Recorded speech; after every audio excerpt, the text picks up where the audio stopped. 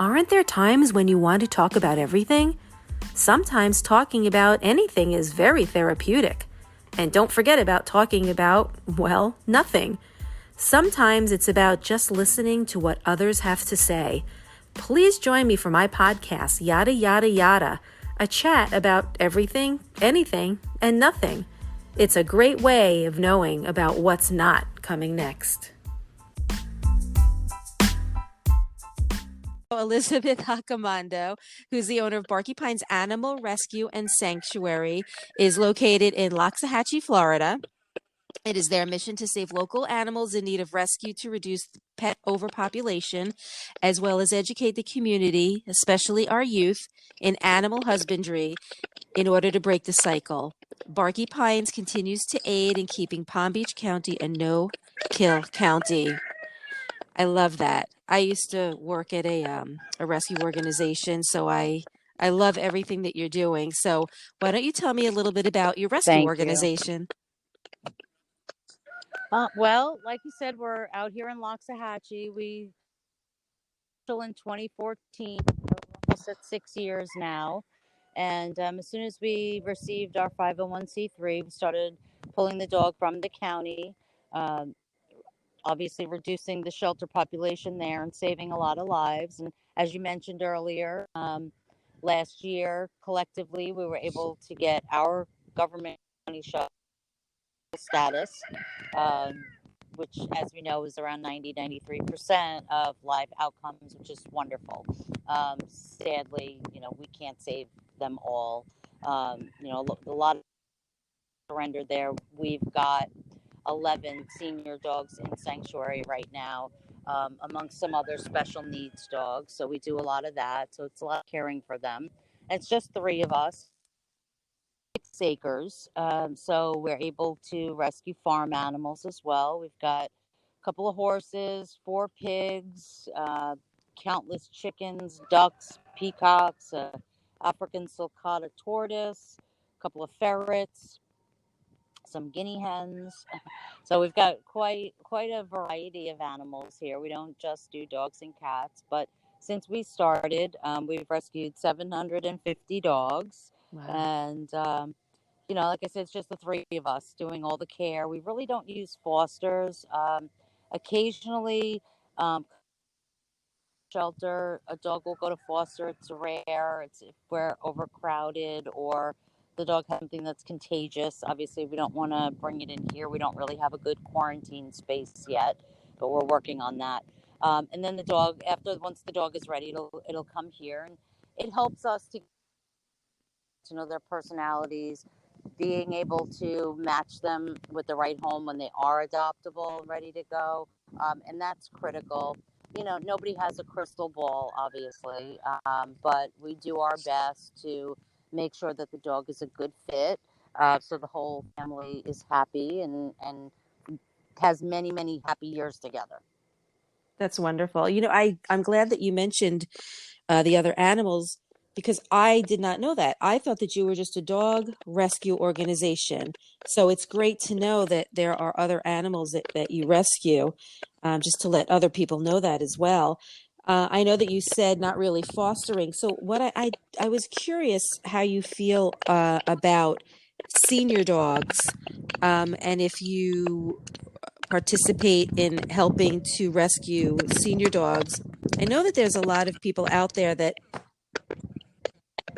bypass the senior dogs, but yet it's so important for them to have, a nice life at the end of their life. Is that something that you do as well? We do. We rescue a lot of senior dogs. We have 3 buildings with senior dogs in them. You're breaking up a lot, and there's a lot of background noise. Can you find one spot where maybe it's a little bit quieter, or I know it's kind of hard to ask that. Yeah. But yeah, you're not going to find quiet here. But we'll get a little closer to the Wi-Fi and see if that helps. Yeah, there's a lot of ticking in the back, so too. We've got senior dogs. We've got 6 blind dogs, blind seniors right now. Then we've got, we've got 2 tripods. What Both is a seniors. tripod? One is 15 leg. So Oh, they I see. Okay. He's got, we have a 15-year-old, yeah, with missing a leg, and a 6-year-old Chiweenie missing a leg.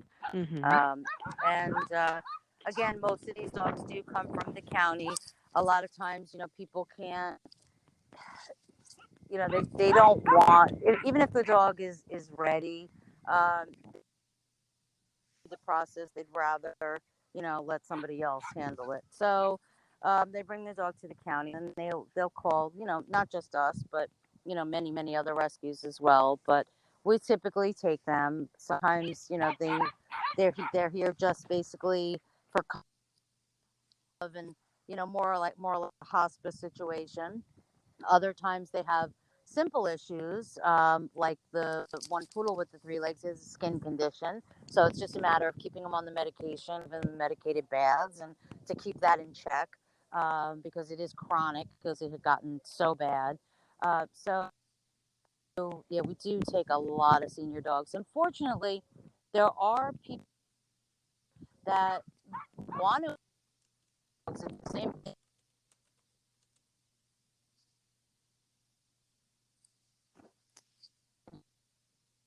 for Yeah, and if nobody you need adopts to find them, a they'll better stay spot, here, and Elizabeth. I'm sorry, we'll but be you with just them keep until their breaking up. last breath. Uh, I don't know where else to go. I don't care about the So barking. here's I a just good want to be able spot. to hear you speak. Let's see. Let me try up front. Yeah. Right. Okay, you two. Okay, want to say hello? Say hi. As No, soon now as you you do, can't. they're like Okay. children. Nope, that's better. How's that? Yeah, Any better up here? Right, I know they're like exactly. children. And Okay, as soon good, as you start good. talking, as soon as you start doing something else, they're They in are. your face. So I know. So so I Right, have to tell you, exactly. I do know two people that have tripods. It's funny that I never heard that term before. So is that a term that's normally used for just a three-legged dog? Because I always said three-legged dog. Oh, Oh, yeah.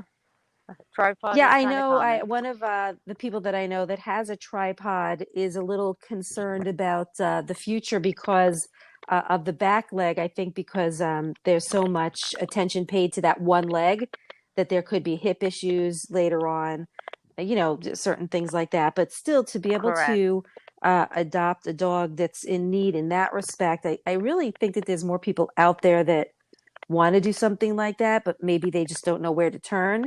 Instead of getting a puppy or instead of getting yeah, a dog that is 2 or 3 years old, there are people out there that want to adopt other animals that are more in need. Absolutely, Yeah. absolutely. We have good success with that too. I'll say really do.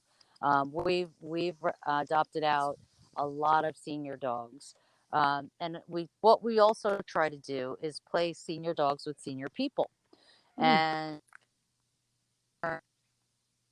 the dog get all the attention and love and focus it can possibly get, but it also helps the human.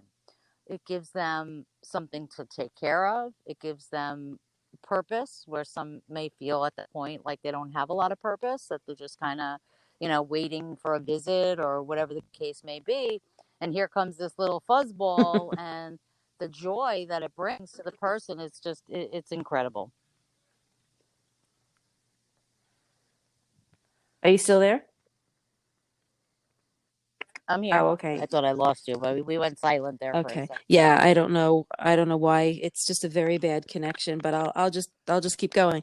So are there certain requirements Okay. that you want potential owners to have, whether it's for a ferret or for a dog? Do you look for specific things in an owner, like how big their home is, whether it's an apartment or a house, what their lot size is, if they have other animals? What types of things do you look for? Well, it's not so cut and dry. Um, it depends on the dog as an individual. Hmm. So if I've got this super hyper dog and it's just crazy of energy and all of that. I'm not going to adopt it out to someone that's on the fifth floor or the floor or in an apartment setting where the dog is not going to live its life to its potential, so to speak, like doing all the things that it needs to do. You have, we'll use a rat terrier, for example. These are very energetic dogs and they bark a lot. So while the person who lives in an apartment may love this dog and they would be wonderful pet parents, it's not going to be a happy life because the dog's not going to be happy in an apartment. He can't run around, he can't bark freely, Right. and things like that. And then what's going to happen is the dog's going to find other ways to occupy itself and other things to keep its mind busy. And usually when you leave them to their own devices, it's never a good thing. So, and then you run into the situation where now it's not a happy home anymore. And hey, this dog is tearing up my wall because it can't get outside and run around like it wants to, or whatever the case may be. And then you find the person wanting to give the dog back. Sure. So, and we dogs back. Always, always, always, no exception. I won't pull a dog that I can't take back or I won't have room for. So any dog we adopt out, because again, like I said, nobody has a crystal ball. Life changes, things happen. People plan on keeping the dog forever. Sometimes that doesn't happen.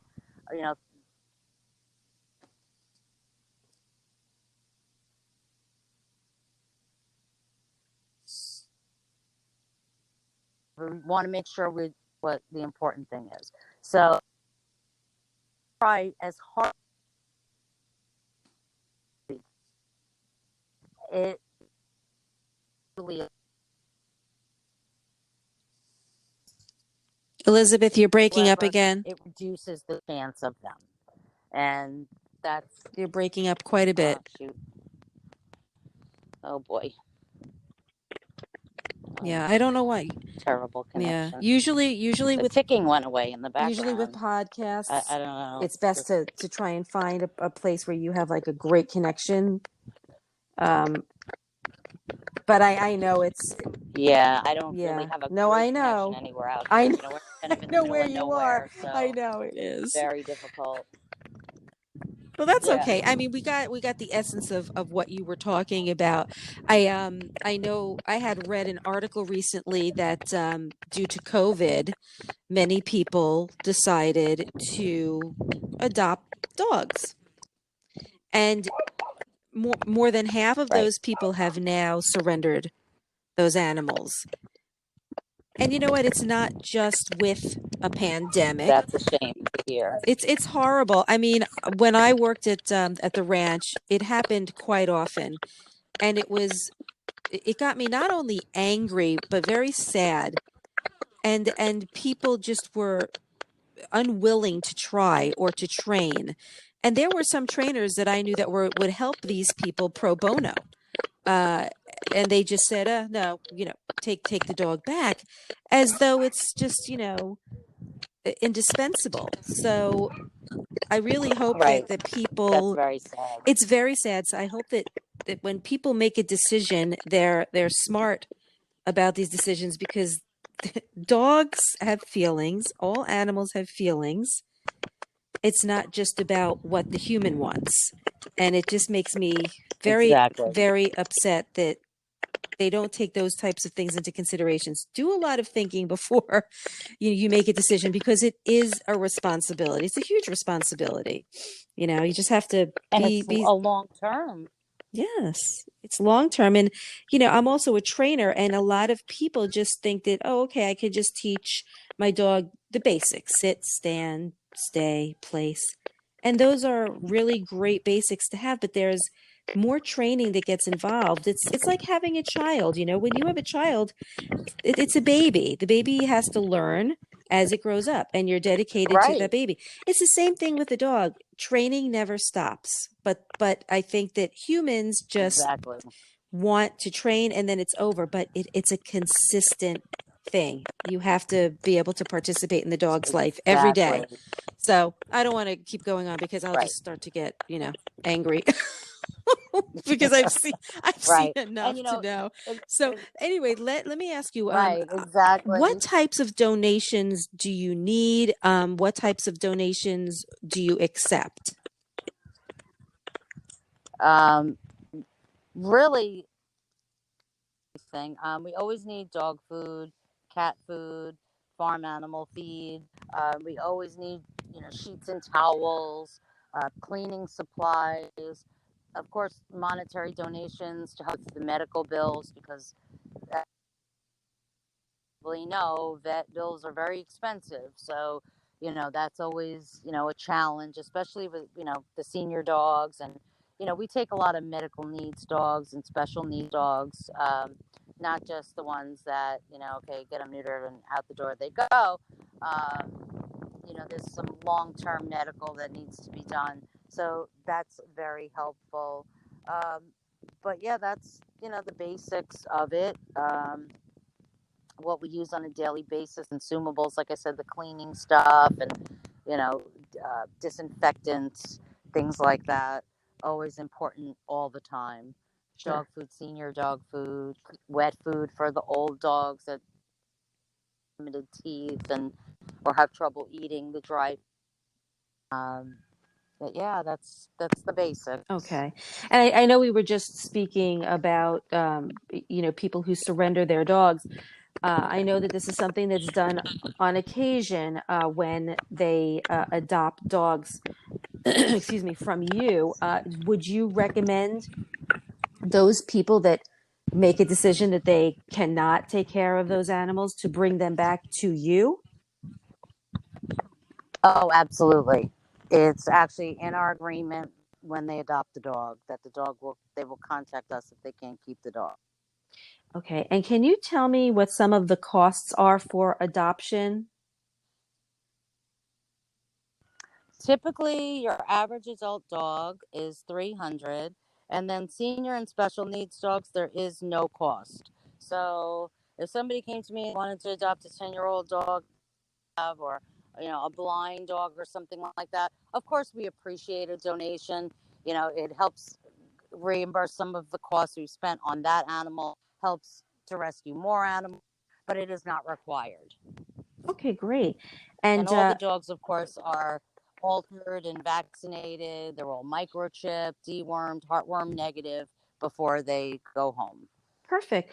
I know that I had sent you a bunch of questions. There was one that I had thought of just as you were speaking about veterans. Do you have any discounts for veterans or any programs for veterans in adopting one of We your animals? we do, yes, we do. We do offer a significant discount for veterans, and they don't have to jump through a lot of hoops either. Just show us an ID, and we're happy to help because we think it's important. And that goes back here, um, you know, helping dog, but the person. Absolutely. Um, for an example, very recently, my husband approached us. Someone he knew through the family that they knew many, many years ago had a coworker, and her adult son has terminal cancer, and he's he. It's kind of a long story, but anyway, he needed something to help him get through the day. We gifted them with a beautiful little dog, full of energy, full of love, and I'm getting goosebumps. Sorry, it's just, Oh. uh, that was the smile that she brought to him, to his mother, because the person in need, but the caretakers, Right. they're often forgotten about. So she's not only there for him, but she's there for his mom too. Like, Hmm. you know, think how hard she's got it, with everything that's going on, right? It's horrible for the whole family. So she brightens everybody's day. And it's just a wonderful experience, and we were happy the ability and the opportunity to help them. That's It wonderful. just it really means a lot. Absolutely. I love that. It's sad, but at the same time it turns out to be something Yeah, really. right. And if we, it is, and right, to get some good out of a horrible situation for the family. It's Yes, very nice to absolutely. be able to assist in some small way.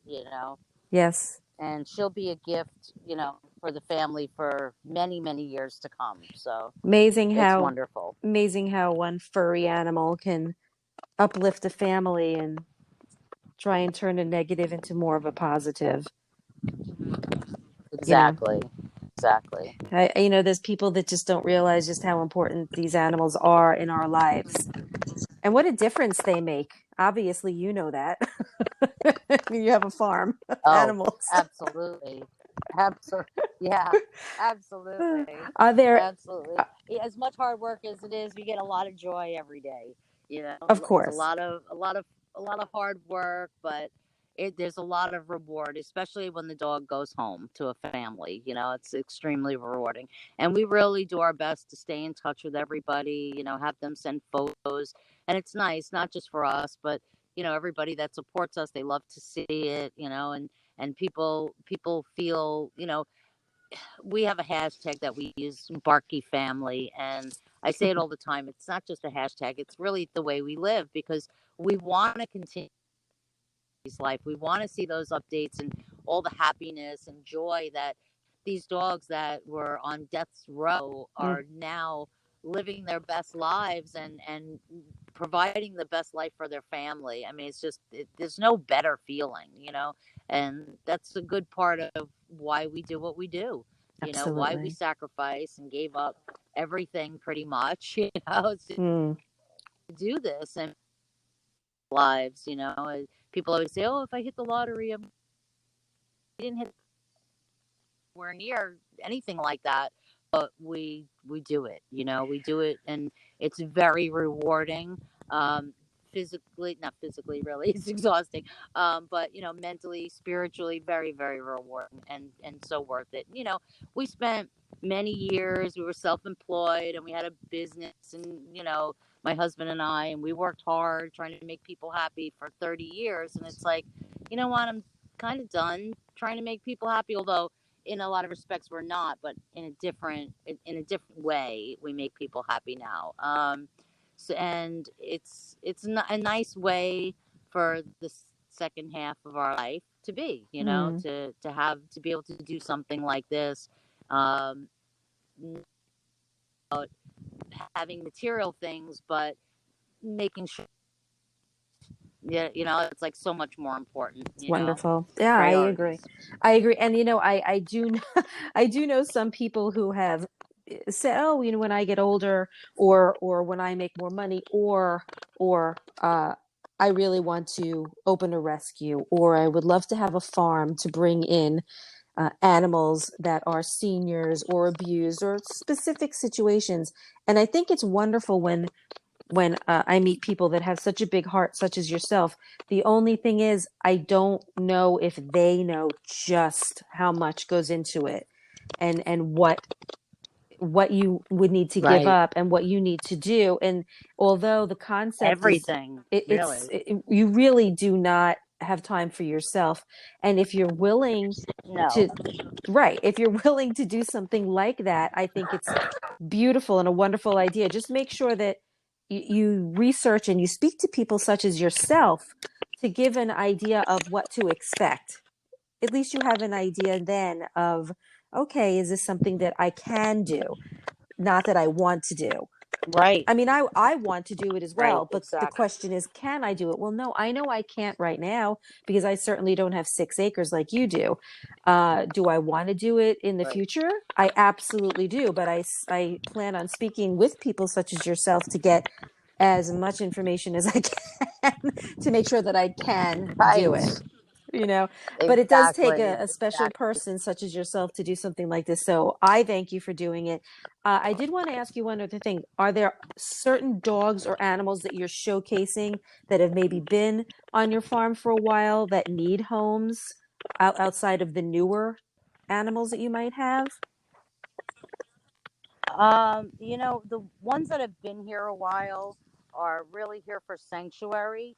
Okay. Um, because right? So Right. while we accept their issues and deal with it every day, not many people would. Okay. So those animals are definitely here to stay, for however long that is. You know, that are still pretty young. So we've got many, many years ahead of us with them.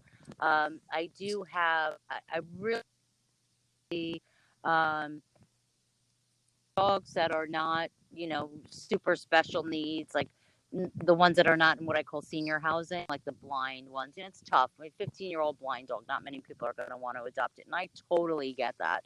But, like I've got Fiona, for instance, she's 8 years old. She's not comfortable around strangers. I would love to see, a single older person that, doesn't have a lot of traffic in their home adopt her, because she's wonderful and loving and sweet. Once she gets to know you and she knows she could trust you, these animals have backgrounds that we can't even fathom, right? Some of Mm. them. We just got one. Somebody moved out of the apartment. They left him outside in a crate, no food, no water. I mean, Ay. another day he wouldn't have made it. Oh my God. So yeah, exactly. So, who knows what he went through. So I'd like to see, some of these dogs, people to, like you said earlier, take the time, understand there's going to be, issues involved. There's going to be training involved. These dogs may have separation anxiety. Can you deal with that? Are you willing to do, behavior training and all of that? I would love to see more of those dogs get adopted, because as much as we love them and we don't mind caring for them, deserve their own human, that they Mm-hmm. don't have to share, a fraction of time with. So we're three people, so all building to building to building, but they're to, for them to have more is obviously in a home, that's 24/7 is what we really are looking for them. Right. So dogs like Fiona, Scotty, even Almond, she's a young dog, but she's got issues. She doesn't, she's tough. She's 8 pounds and she thinks she's probably 100 pounds, and she wants to be a brat and bully, bully all these dogs. And I've had so many people ask about it, and they're like, oh, well, I have this other dog. I'm like, forget it. I'm going to put her in a situation where she's going Right. to beat up your dog and you're going to bring her back next week, so Exactly. single dog home, right, right. And I mean, she's cute as a button. Everybody wants her, but it's like the right fit. That touches on what I said earlier. It's not just oh, I was the first one that applied, or you know, uh, I'll work it out, or no, it has to be right as it can be from the beginning. Yeah, that's great that you're kind of doing a like a pre-screening and saying yes or no because you care that much about that animal, and you do know that that might not be the perfect fit, because the worst thing that can happen is for them to be surrendered again, or whatever Right, the situation might have been with that animal prior. It's just there's no reason to have to keep tormenting the animal. So it's good to make absolutely sure that it's a perfect fit. So I agree with you there. And I think it's great that you do that. right. Although some people might not understand why they're Thank not you. getting that animal, you do. And you know that that Right, dog might right. wind up being surrendered again. So you're trying to just give this dog Exactly. the best home, and don't surrender because Right, it's just worse for the animal. I love it. Well, thank, right. The animal is our top priority. No doubt. Top priority is the animal. yep, human The second. the person comes second. Exactly. Exactly. Exactly. Because you know what? The animal I have never been top priority in their lives. So Right. it's their time to be that, and Oh. have that. So we give it to them here, but again, it's a fraction of time. Yeah. Well said. Well So said. I think that that's wonderful that you care that much about them, that you're willing to just say, I shouldn't even use the word willing, but I can't think of another word right now, to keep these animals even longer because you have not found a perfect fit. So I think that that's great. Right. So you can learn more about Elizabeth and her rescue organization. Here's the website. It's www.barkypinesanimalrescue.com. And she also has a Facebook page, and that is Barky Pines Animal Rescue and Sanctuary. And her rescue is located at 6521 Carroll Street in Loxahatchee.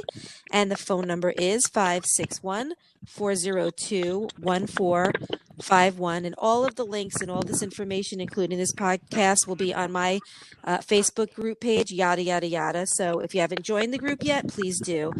Elizabeth, thank you so much. I really appreciate you taking the time. I know that things are crazy over there, so appreciate you taking the time out of your busy schedule to chat with me. Absolutely. All right, have a wonderful Thank day. you. I appreciate it. You Thank you. too. All Take right, care. take care. Bye bye.